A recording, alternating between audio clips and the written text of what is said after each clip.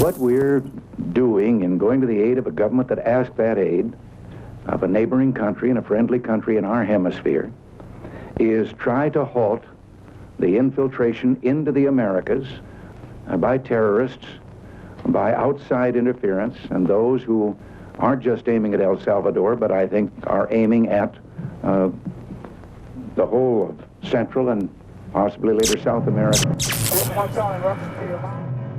La intervención estadounidense en América Latina ha sido el desencadenante de violaciones masivas a los derechos humanos. El apoyo de la Casa Blanca a gobiernos autoritarios ha dejado un largo historial de crímenes, entre los que destaca el secuestro y la desaparición forzada.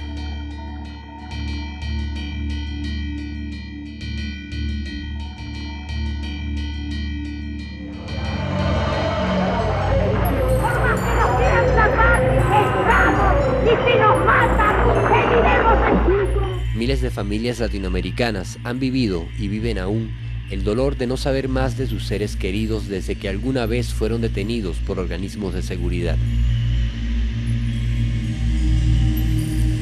La desaparición del cuerpo de la víctima se convirtió en una forma de control social llevado a cabo desde los comienzos de la Guerra Fría en diferentes lugares del continente. Desapariciones aplicadas siguiendo los mismos métodos, haciendo de la desaparición forzada un arma de dominación que ha costado la vida a miles de latinoamericanos en las últimas décadas. Ni olvido ni perdón. Castigo al genocida. Eso es lo que yo pido. Ni olvido ni perdón.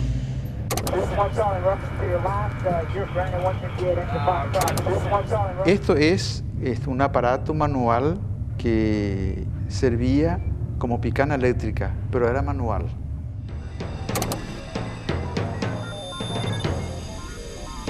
Era costumbre en aquella época que la primera medida era arrancar las uñas, y se arrancaban las uñas.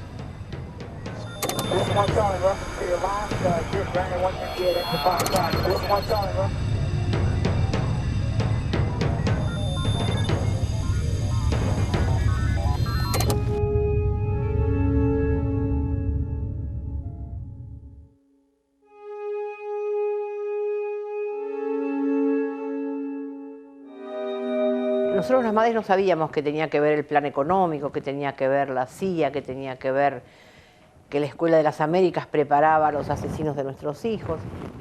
Un montón de cosas que las madres no sabíamos, nos tuvimos que ir aprendiendo. Y entonces empezamos a investigar. Y bueno, y ahí nos dimos cuenta que Estados Unidos, o el imperio, la CIA, enviaron aquí a este país todo el dinero que la dictadura quiso, preparó a los asesinos en la Escuela de las Américas, en la Escuela de Panamá, para que torturen, para que violen. Mandó los Ford Falcon para secuestrar, los coches para secuestrar a nuestros hijos, además de todas las prácticas, armas, todas las armas para matar a nuestros hijos. Y ahí nos fuimos dando cuenta como el plan económico, la CIA, todo era un trabajo en conjunto de muchos años preparado, no desde la dictadura misma, sino de muchos años antes de la dictadura, como se prepara siempre el imperio, ¿no? Y nuestros hijos nos decían, pero por ahí uno no creía, ¿no? La historia de cada una de estas personas es también la historia de sus familiares, convertidos en un objetivo más de la lógica del terror provocado por la desaparición forzada. Familiares que en muchos casos han sacado energías del dolor para dar una incansable lucha por la verdad y cuyos testimonios son la historia no escrita por los opresores. Mi nombre es Gloria Gómez, soy hermana de Leonardo Gómez Cortés, detenido desaparecido el 14 de noviembre de 1983. Hago parte del Consejo de Coordinación Nacional de la Asociación de Familiares de Detenidos Desaparecidos, ASFADES, que nace en 1982. Mi hija cayó un año antes, en 1977. Estaba casada y tenía un hijito de 1 año y medio. Y desaparecieron ella, su marido y su hijo. Mi hermana, que fue detenida desaparecida. A ella se la llevaron el 5 de enero del 78 en el Distrito Federal. Soy madre de Ana María Garavalli, quien fue secuestrada el 27 de agosto de 1976, y desde esa fecha que se llevaron a los chicos, mi hija estaba embarazada de 5 meses Nunca hemos sabido nunca nada de ellos. Vi personas torturadas. En este mismo lugar yo vine a visitar a la gente, después de haber sufrido, qué sé yo, tortura a la noche, yo lo visitaba a la mañana, y bueno, realmente daba lástima, porque eran,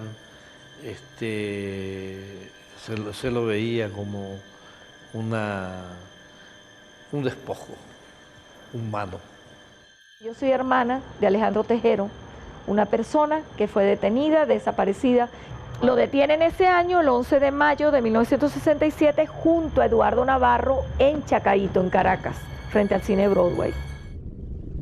Las historias de los sobrevivientes de los centros clandestinos de detención son testimonio vivo que revela la existencia de un método común y sistemático que culminaba con la desaparición de la víctima. Lo primero que te hacen es que te saques la ropa, es decir, toda la ropa que tú llevas, o lo poco y nada que te alcanzas a colocar, te la sacan y te dejan desnuda, por lo menos lo que me pasó a mí. Me hicieron ganarme en un centro de una pieza. Ya esa pieza, cada vez que pasaba cualquier agente de la CNI, me daba mis toquetones en los pechos, en las genitales, en todos esos lugares que para uno, como mujer, es como pudorosa, una cosa así. En el primer quirófano fue que me amarraron a mí a la mesa de hierro, de pies y manos, desnudo, y me torturaron ahí. Entonces me hacían el interrogatorio y decía el médico que tenía que torturarme 15 minutos, descansar 5 y otra vez 15 minutos, y así alternativamente. La cuestión era meterle a uno la picana, ponerle 2.20, dice. Entonces me ponían desde allá, hasta me aplicaban los genitales, las bolas. Déjenme las bolas, putos, le digo. Entonces, puto, dijo, y me metieron en la garganta la picana. Me hicieron un desastre y sangré abundantemente.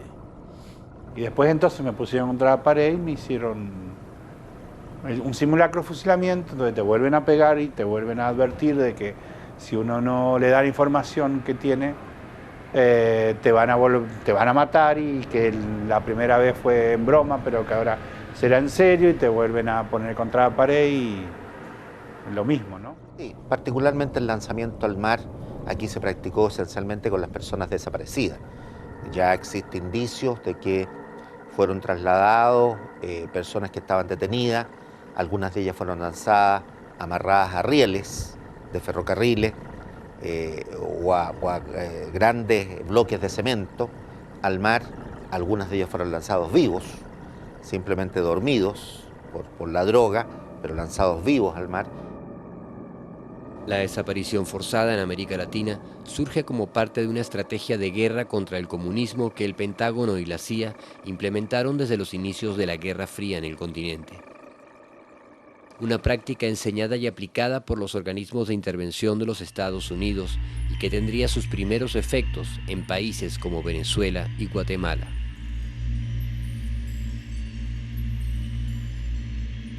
El fenómeno de los desaparecidos, yo tengo la precisión que ciertamente comienza en Venezuela y que de aquí se exporta.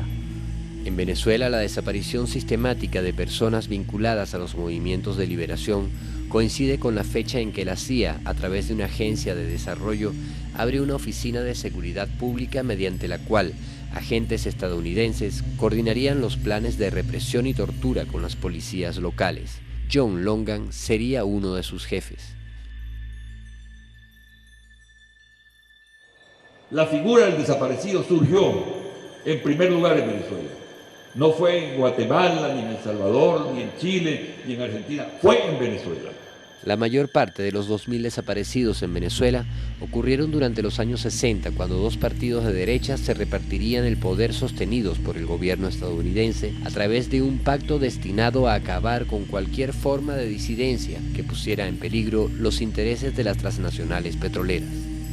De que en este país se asesinó, de que en este país que el régimen que tuvimos, del llamado régimen de punto de vista, no fue ningún régimen democrático, fue un régimen delictual, con 3 delitos bien tipificados: el de la corrupción, el de la entrega de la soberanía y el del autoritarismo, dado por las masacres, por las torturas, por los desaparecidos y por los asesinatos políticos.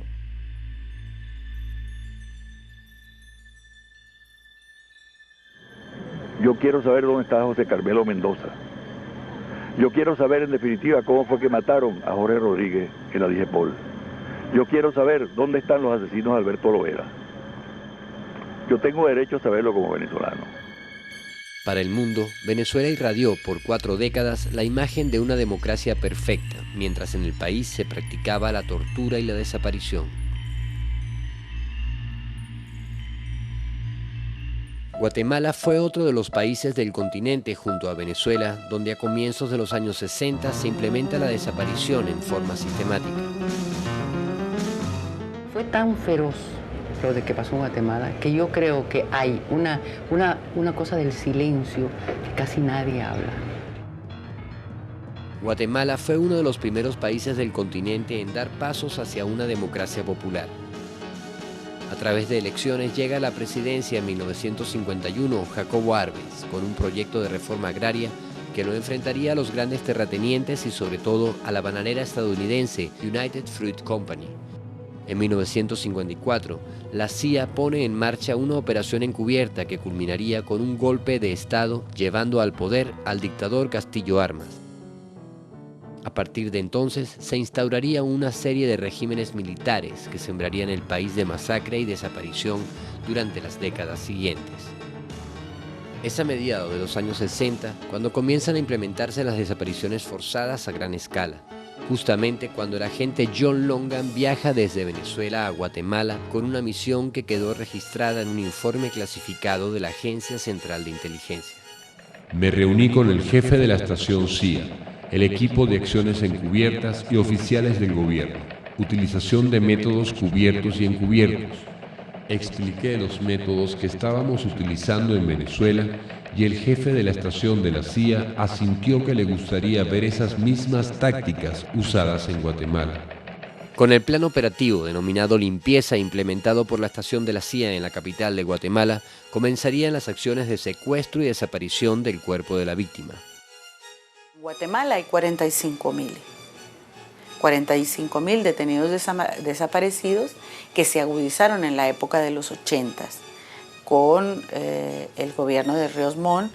Lo único que sí es cierto es que en 16 meses ganamos una guerra de 20 años y ese es el fracaso más grande que he tenido.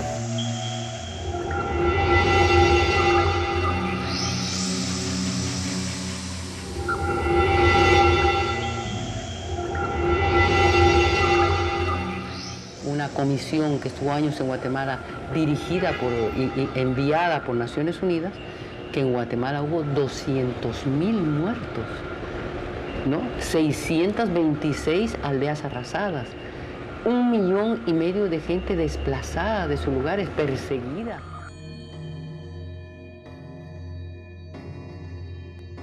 Hay una cantidad de más de 200 cementerios clandestinos donde hay osamentas de más de 200.000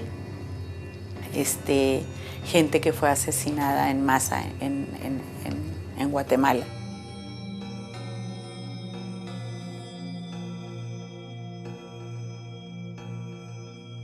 Y hacían una fosa.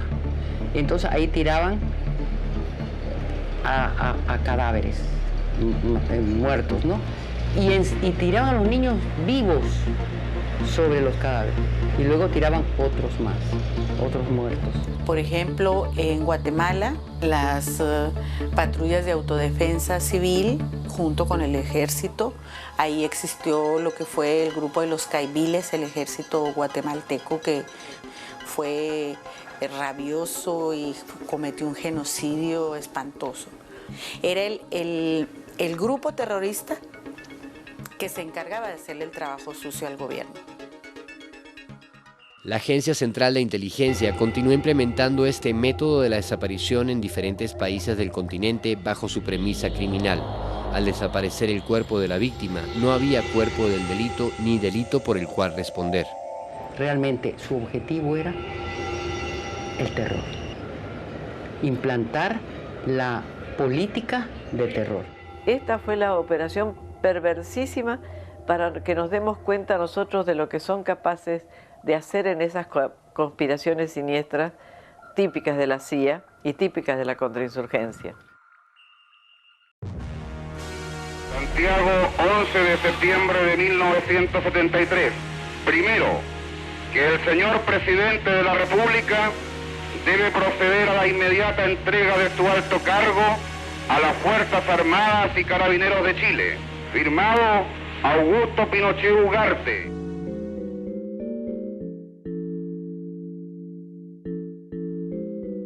Durante los años 70, el gobierno de Washington promovería dictaduras militares en todo el sur del continente.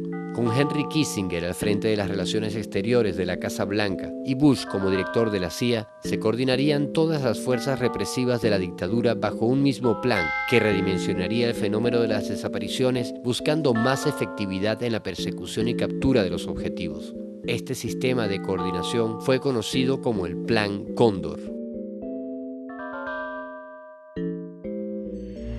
Bueno, en realidad se le dice mucho Plan Cóndor, pero es Operación Cóndor, porque es una operación típica de las operaciones de contrainsurgencia que ha realizado la CIA a lo largo de muchos años.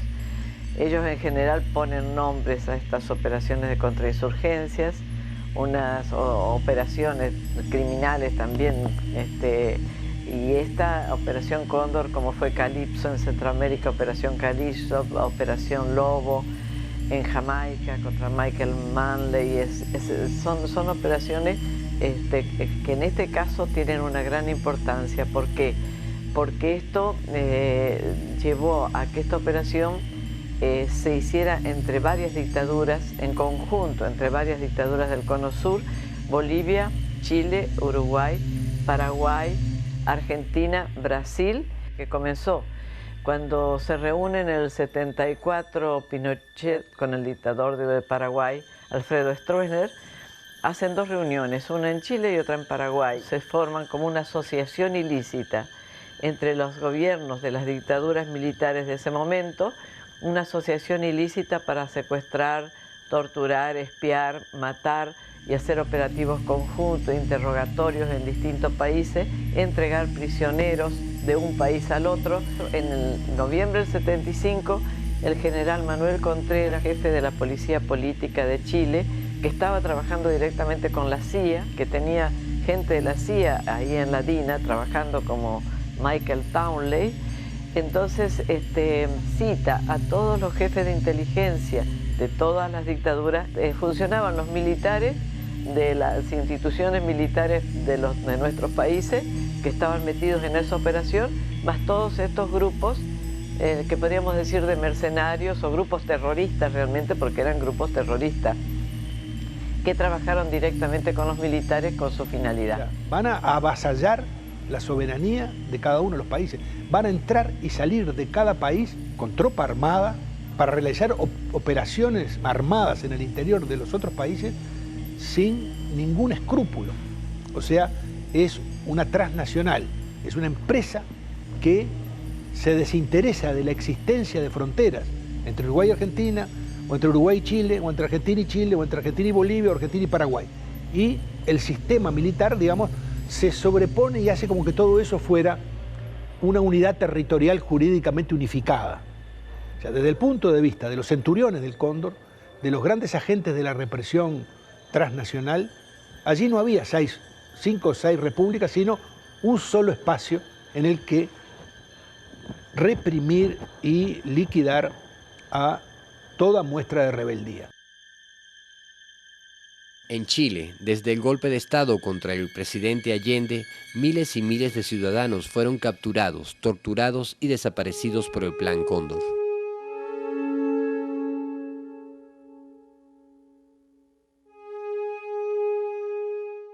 Era la Dirección de Inteligencia Nacional, DINA. Eso me llevaron a mí, a un lugar tenebroso, porque yo no vi, uno no ve cuando entra porque entra vendada. Después le ponen una cachada de trapos negros amarrados con alambres de cobre. Y ahí está, todos los días en esa nebulosa que tú no sabías dónde están. En ese tiempo pasaban meses y no te daban, a nadie le daban respuestas dónde estaba la persona detenida. Tú sentir cuando los compañeros se quejan que los están torturando, Cuando llegan los esbirros corriendo, se fue cortado el huevón. En la tortura o en la corriente se les fue. Eso, llegaban corriendo y corrían de un lado para otro, seguramente para sacar el cuerpo, tirarlo, no sé, yo no sé. Fue primero en los sótanos del Ministerio de Defensa. Un militar me condujo y empezó a jugar conmigo a la ruleta rusa. Es una de las experiencias más duras que es posible tener. Nos condujeron en un camión al regimiento Buin y al día siguiente al Estadio Chile. Supimos por un rumor que corría entre los denominados prisioneros que se había asesinado a Víctor Jara. De manera que yo conocí en el campo de concentración mucha gente que desapareció, que fue asesinada en tortura, que mujeres violadas, personas que eran sacadas de estos lugares y lanzados al mar, y posteriormente se han encontrado restos de personas de aquella época que fueron lanzados al mar, amarrados, de manera que fue una represión muy cruenta la que se vivió en los primeros años del régimen militar.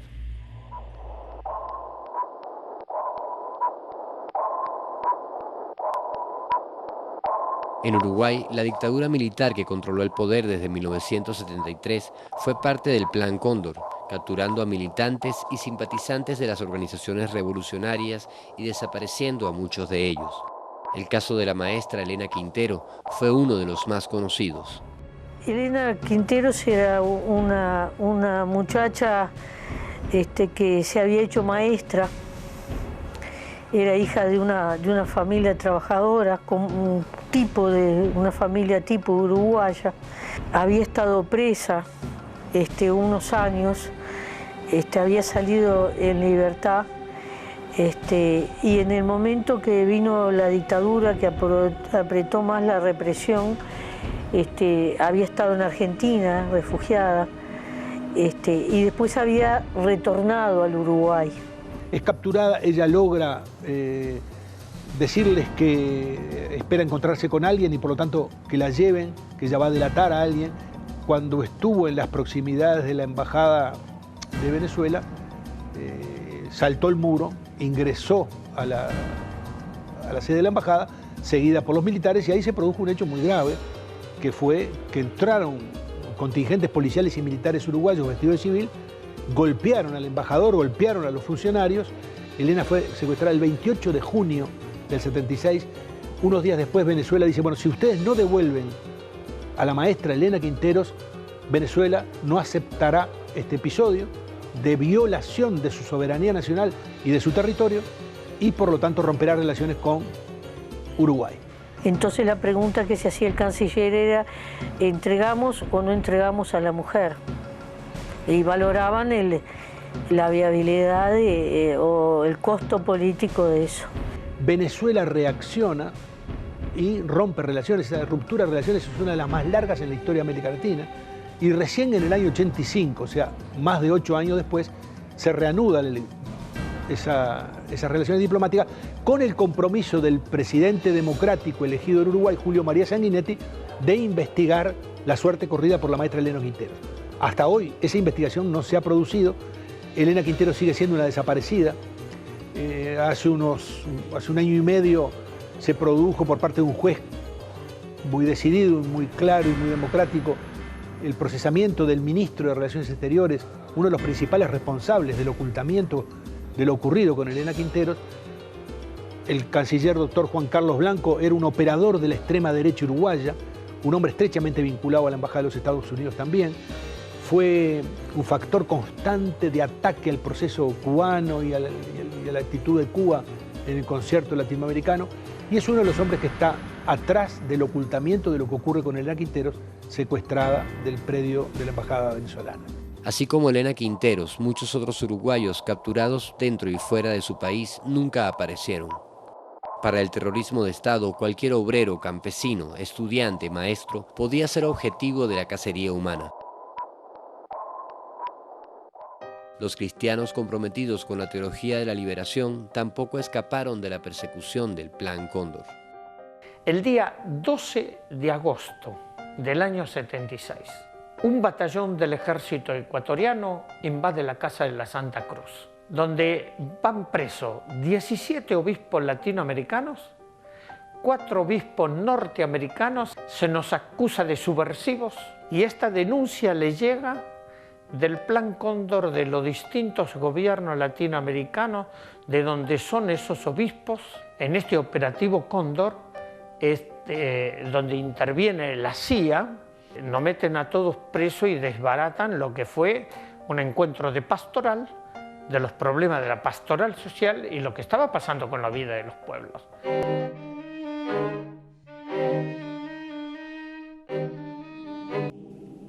Teníamos un libro subversivo, los Evangelios. Dice, ese libro subversivo es subversivo porque no quiere las injusticias, que se mueran los niños de hambre, que se ataque a los campesinos, a los trabajadores, a los más necesitados. El 4 de abril del año 77 me detienen. En ese centro de torturas ya se habían llevado muchos prisioneros, entonces lo habían transformado en una especie de centro de traslado, fundamentalmente de mujeres, que las sacaban de una prisión y decían que las iban a liberar, la dejaban de noche en la calle y después la volvían a secuestrar y las hacían desaparecer. Pero lo que más me impresionó, siempre creo que esto no me lo puedo borrar nunca más, una prisionera escribió con su propia sangre, Dios no mata. Para mí es el acto de fe más fuerte que conozco, que una persona en el momento límite de su vida tenga el coraje de escribir con su propia sangre, Dios no mata. Finalmente, Adolfo Pérez Esquivel fue rescatado en 1981 de una desaparición inminente, gracias a la presión desplegada en varios países y tras serle otorgado el Nobel de la Paz, que serviría para impulsar la denuncia contra el Plan Cóndor y contra la desaparición forzada. La represión política en Latinoamérica y en el tercer mundo tiene un componente de clase. No a cualquiera se le violaron los derechos humanos en Latinoamérica. No a cualquiera mataron y ejecutaron en mi país. Mi padre era un profesor normalista, hijo de un periodista autodidacta, nieto de un obrero artesanal. Mi tío José Weibel, que aún sigue detenido desaparecido, era un artesano mueblista. La violación a los derechos humanos en Latinoamérica forma parte de la lucha de clases que aún no ha terminado, porque la contradicción fundamental no es solamente democracia o dictadura. La contradicción fundamental sigue siendo capital-trabajo, sigue siendo capitalismo y socialismo.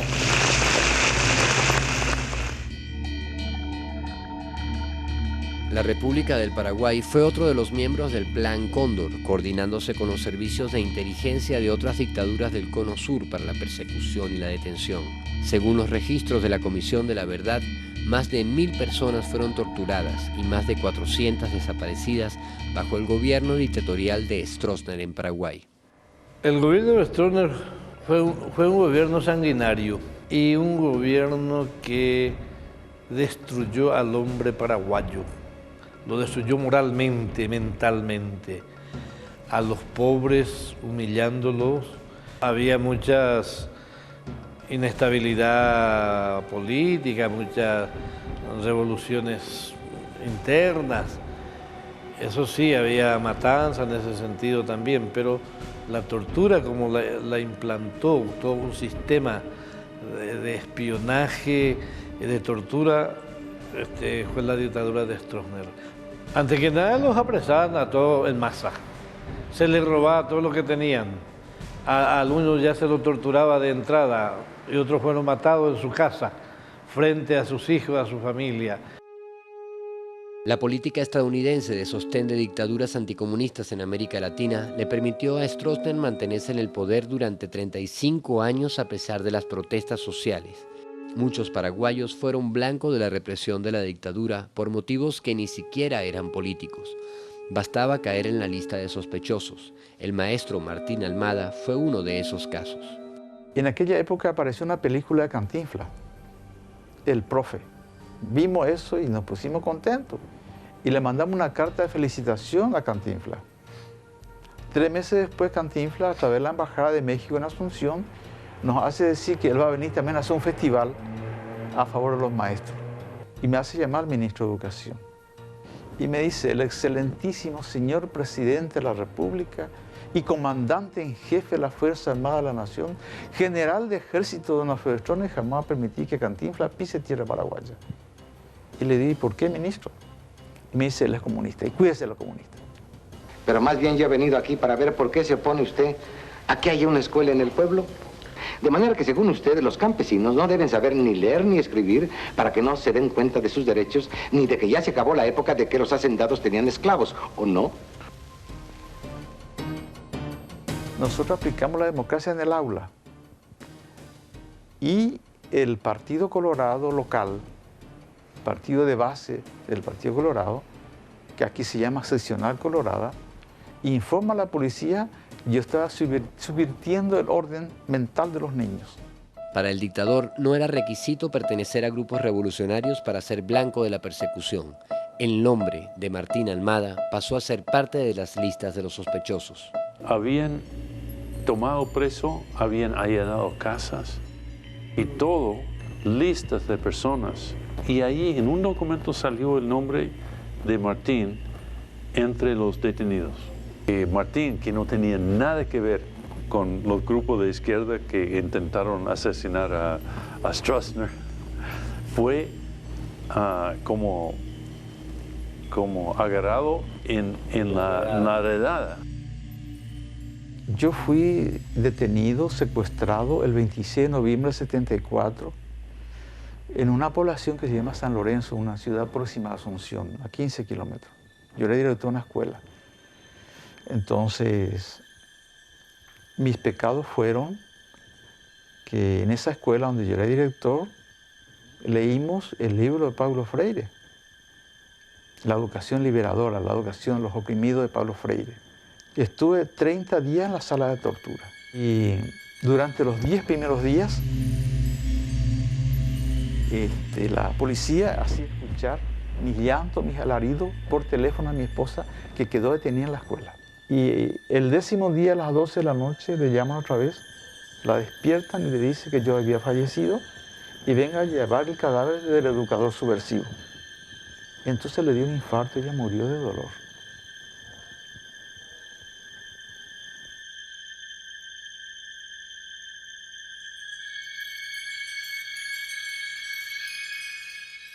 Cuando murió su mujer, entonces nunca lo olvidó y se convirtió en un investigador y nunca dejó de investigar y pum, hasta encontrar esos documentos, ¿no? Y comienza a buscar los lugares posibles donde pudiera encontrarse la documentación Cóndor. Y vino la señora, me trajo un plano. Y yo tomo ese plano y llevo al juez. Le digo, mire juez, vino una señora muy elegante y me trajo este plano. Y dice que los papeles míos no están en la central, están en este lugar donde indica este plano.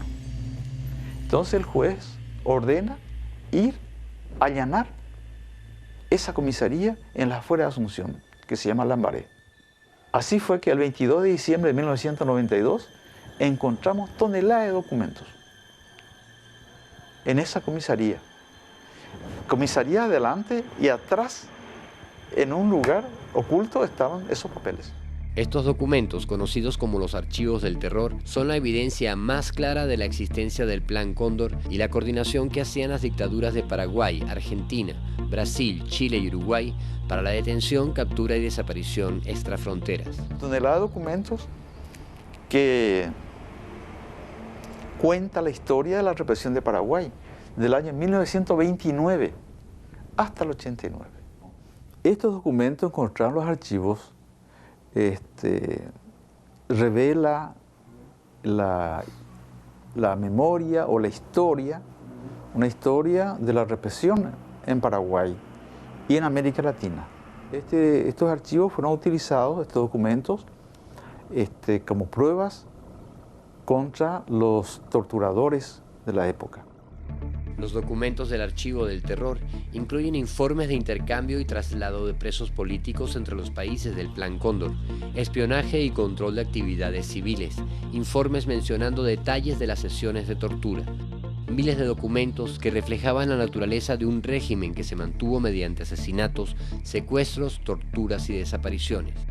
Los archivos del terror sacaron a la luz los nombres de torturadores y oficiales implicados en violaciones a los derechos humanos, pero además revelaban la participación directa de agentes del gobierno de Washington en la ejecución de la tortura y la desaparición.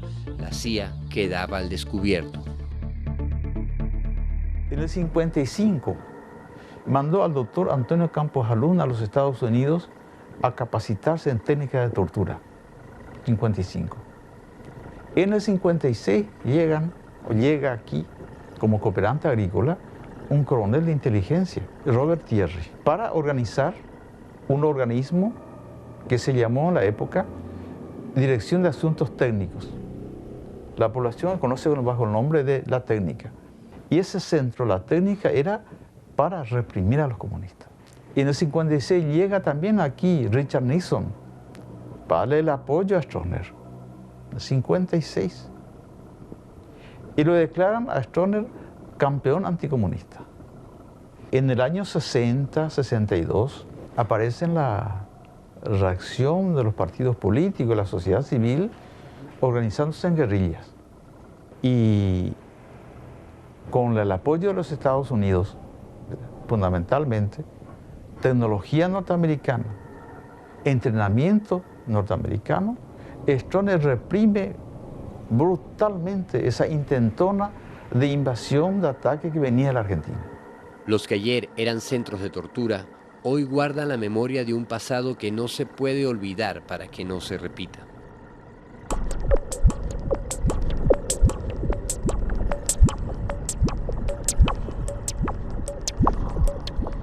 En este momento estamos frente a una oficina que se llamaba Dirección de Asuntos Técnicos, conocido vulgarmente como la Técnica, un organismo creado por el gobierno paraguayo en cooperación con el gobierno norteamericano en el año 1956, un centro de tortura. Enfrente es la Técnica, un ex centro de tortura, una comisaría normal hoy. Esto era conocido más bien bajo el nombre de Sepulcro de los Vivos. Yo fui torturado tanto en esta comisaría, en este sepulcro, como en este lugar que era la Técnica. Aquí en esta sala recuerda la oficina del director de esta oficina, doctor Antonio Campos Jalún. Por sus manos fueron víctimas miles de paraguayos y extranjeros progresistas. Estamos aquí en esta sala de interrogatorio creado por los Estados Unidos, la CIA, a cargo del coronel Robert Thierry, quien se sentaba allí y desde allí observaba el desarrollo de la tortura. Estos eran los instrumentos que él utilizaba para torturar. Esto se aplicaba en el testículo de la persona, del hombre, o en la vagina de la mujer. Se introducía esta mecha. A mí me aplicaron esto. Este muñeco es la expresión, es la figura de la víctima, ¿verdad? Cómo lo ataban, porque nos maniataban las manos y tiraban a la gente en esta tina que contenía materia fecal y orín. Cuando a mí me detuvieron, me tiraron aquí, durante 8 días me dieron de comer materia fecal y orín. Esto es un aparato manual que servía como picana eléctrica, pero era manual. Uno estaba preso en la cárcel de Stroessner y encima le aplicaban por las piernas esto que uno no se mueva. Esto para arrancar la piel de la espalda. Con esto se arrancaba la piel. Era costumbre en aquella época que la primera medida era arrancar las uñas, y se arrancaban las uñas. Una forma de tortura dolorosa era arrancar las uñas. Sí.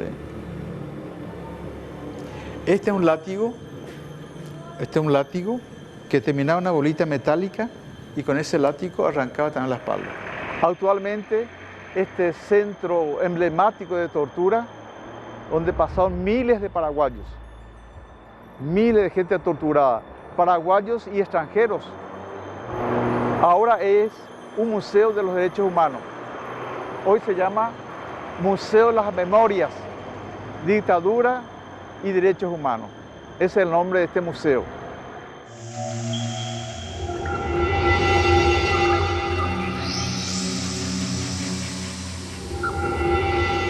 Acá es el archivo del terror, su nombre es el Centro de Documentación para la Defensa de los Derechos Humanos, está ubicado en la Corte Suprema de Justicia en Paraguay. Acá tenemos fichas de detenidos. Después acá tenemos novedades de la Guardia, son libros donde ellos van informando qué pasó. Estos libros son del Departamento de Investigación de la Dictadura. Y esta oficina funciona uno como archivo y otro provee de habeas data. Habeas data es toda documentación que se encuentre sobre la persona y contemplado en nuestra Constitución Nacional el pago de indemnización a las víctimas de la dictadura estronista. Nosotros estamos contabilizando la Comisión de Verdad y Justicia en estos 2 años, estamos contabilizando desaparecidos como más de 400 personas. Torturadas ya llegamos a cerca de 1000, porque van apareciendo y van declarando, van prestando su testimonio, están deponiendo permanentemente el testimonio. Nosotros hemos hecho también otra cosa que en esta comisión estamos haciendo, son las audiencias públicas. Es muy difícil que se pueda superar los males dejados por este régimen dictatorial, que es la corrupción y luego viene la impunidad porque la justicia no funciona.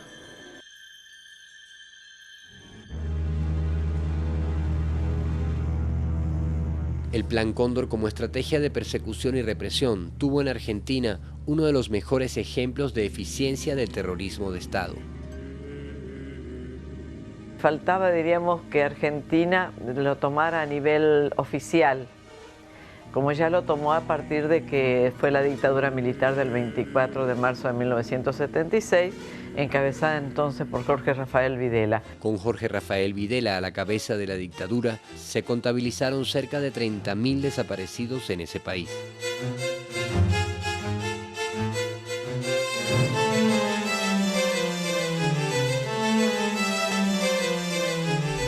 ¿Qué impresión personal tiene usted del presidente Videla después de esta reunión? Es un hombre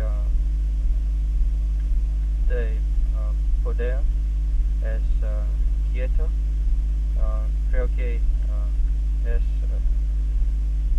muy inteligente y su conversación conmigo era, ¿cómo se dice? Franca también. Muchas gracias, señor presidente. Opinion defining President Videla. Well, I have high regard for the President and I found it a very interesting meeting. Opinion personal of President Videla.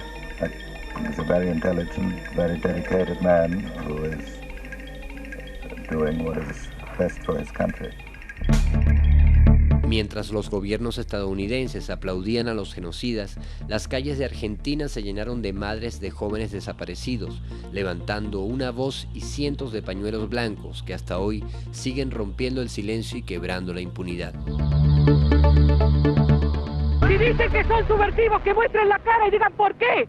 Mis chicos no eran subversivos, trabajaban y estudiaban. Eso es lo que hacían. Queremos saber dónde están nuestros hijos, vivos o muertos. Angustia porque no sabemos si están enfermos, si tienen frío, si tienen hambre. No sabemos nada. Y desesperación, Señor, porque ya no sabemos a quién recurrir.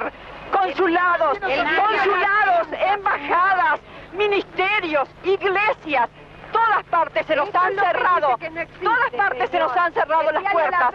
Por eso les rogamos a ustedes, son nuestra última esperanza. Por favor, ayúdennos, por favor, son nuestra última esperanza. Hemos construido esta memoria con nuestras primeras consignas de aparición con vida. Luego fue memoria, verdad y justicia.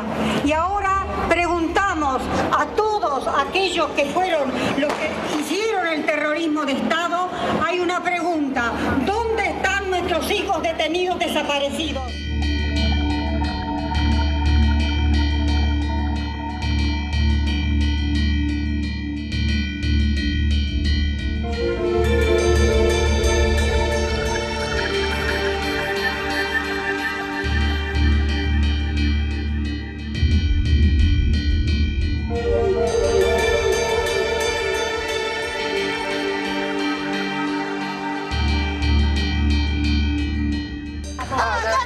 Alerta que caminan, milicos asesinos por América Latina.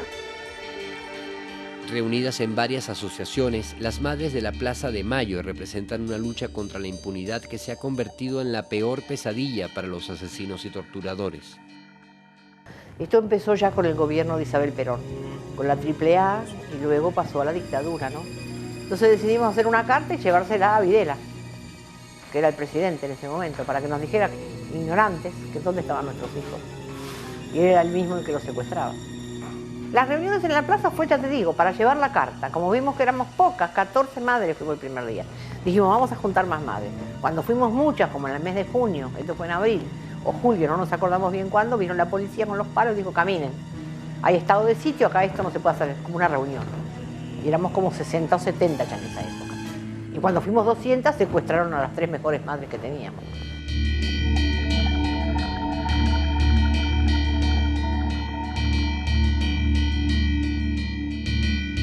Azucena Villaflor de Vicente, Esther Balestrino de Cariaga y Mari Ponce. Fueron secuestradas. A Azucena la secuestraron en la esquina de su casa y a las otras la secuestraron en una iglesia que se estaba haciendo una actividad para reunir fondos para una solicitada. Cayeron en la Escuela Mecánica de la Armada, fueron torturadas, violadas y tiradas al río. Y entonces empezamos a investigar.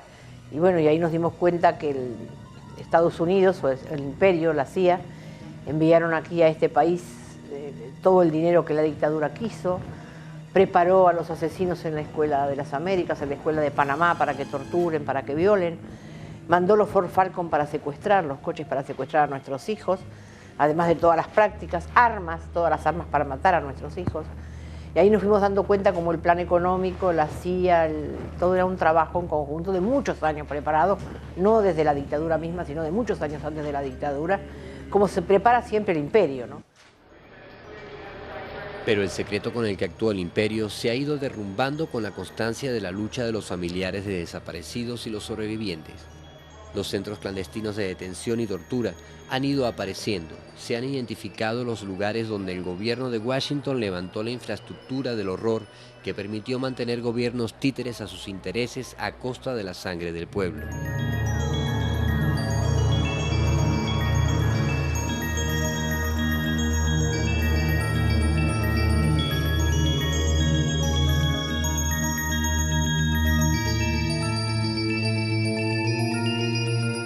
Nosotros siempre dijimos 30.000 por algunos cálculos que habíamos hecho, pero ahora a partir de que tanta gente viene a denunciar la desaparición de los hijos después de 30 años, creemos que mucho más de 30.000, 15.000 fusilados, 8.900 presos políticos y 1,5 millones en el exilio. Hoy lloramos todavía y sufrimos por los 30.000 detenidos desaparecidos, por los 10.000 presos políticos, por los miles de muertos, torturados y por todos aquellos que se tuvieron que ir al exilio. Eso no podemos olvidarlo, pero sí podemos seguir exigiendo memoria, verdad y justicia para todo el pueblo argentino. Mi nombre es Beatriz, tengo 2 años más que mi hermano, yo fui testigo de su secuestro y él me salvó la vida porque cuando tocaron el timbre yo salí y abrí la puerta Y él dijo, no, soy yo, no la toquen más. Ellos me golpearon contra la puerta y él salió a decir que era él. Y esa responsabilidad es lo que me da fuerzas para este testimonio. Este era mi hermano Marcos. Porque está vivo en la lucha y en la búsqueda de la verdad y la justicia y la memoria. El plan Cóndor, compañeros, también para las madres, llegó en cajas. Cuando no quisimos dejar la plaza, ya con el gobierno constitucional de Alfonsín, el Cóndor, pero desde llamarse Comando Cóndor, nos enviaba cajas con pedazos de cuerpos. A una madre le mandaron las manos del hijo, para decirle que eso era lo que quedaba del hijo, a otra le mandaron huesos, siempre con la amenaza de Comando Cóndor. Cuando torturaron hace 4 años a mi hija en mi casa, también la palabra Cóndor sonó. Y llegaron a mi casa y la torturaron a mi hija. La quemaron, la asfixiaron, la golpearon, la dejaron negra. Y hoy más que nunca, y cada vez que puedo, le agradezco al comandante Fidel Castro que la mandó buscar para curarla del horror de lo que había vivido. Asociaciones de hijos, de abuelas, de sobrevivientes de tortura llenan hoy Latinoamérica, rescatando la memoria, rescatando la justicia y luchando contra la violación de los derechos de los pueblos. No es una lucha por lo que pasó ayer, es una lucha por lo que aún ocurre hoy. Las desapariciones forzadas en América Latina no han terminado, como no ha terminado la dominación del imperio estadounidense.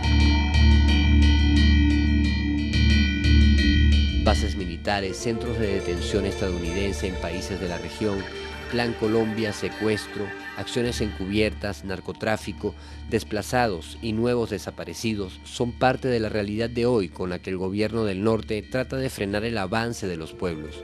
Colombia es un ejemplo de ello. En Colombia la desaparición forzada de personas se empieza a aplicar como práctica represiva para eliminar opositores políticos con la aplicación de la doctrina de la seguridad nacional.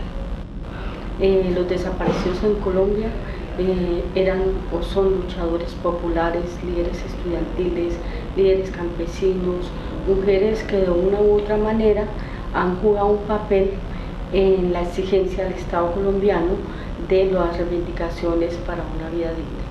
Y este es el momento en que el Estado colombiano nada ha respondido respecto a esta situación, que en realidad corresponde a un crimen de lesa humanidad. La CIA ha estado porque ha orientado a los organismos de inteligencia en Colombia. Y lógicamente, abiertamente, uno no puede decir aquí está la CIA, pero sí ha habido mecanismos donde han participado. Porque la guerra que vive Colombia desde hace 30 años es producto de la orientación que se dio en la Escuela de las Américas.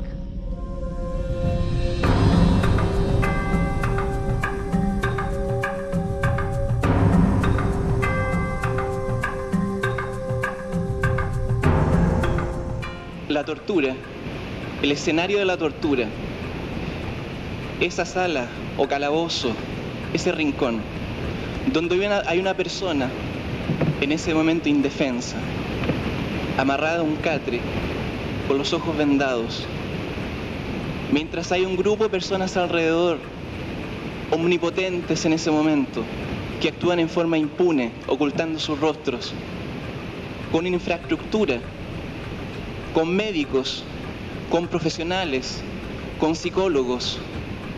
¿De dónde viene toda esa infraestructura? ¿De dónde viene el diseño de las técnicas de tortura? ¿De un instinto asesino de los torturadores? ¿Estamos frente a monstruos, a animales que nacieron torturadores? ¿Esos dineros aparecieron de la nada? Ese recinto, esa policía secreta, esos documentos, esa información, esa base de datos, ese Cardex, ¿de dónde sale?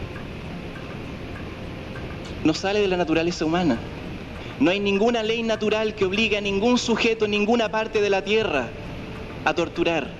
Eso viene de un entrenamiento, eso viene de recursos, de diseños fríamente calculados, científicamente diseñados.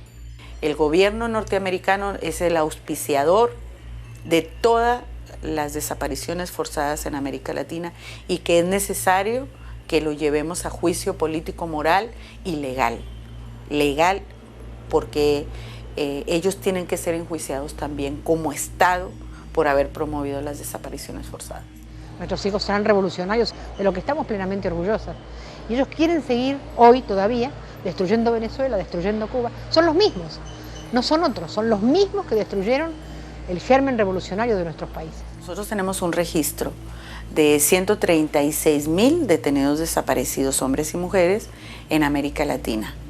Nada más detenidos desaparecidos. Nosotros no estamos haciendo el registro de los ejecutados, de los asesinados, de los torturados, de los exiliados, porque cada asociación tiene su cantidad y que incluso lo que uno alcanzó a recoger no es totalitario, porque hay mucha gente que tuvo miedo y no quiso aportar.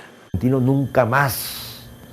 Y nunca más será en la medida en que nuestro pueblo tenga conciencia de esa memoria histórica, de que en este país se asesinó. Traigo una lista de 2.500 o más muertos y desaparecidos con fechas, sitios, etcétera, etcétera.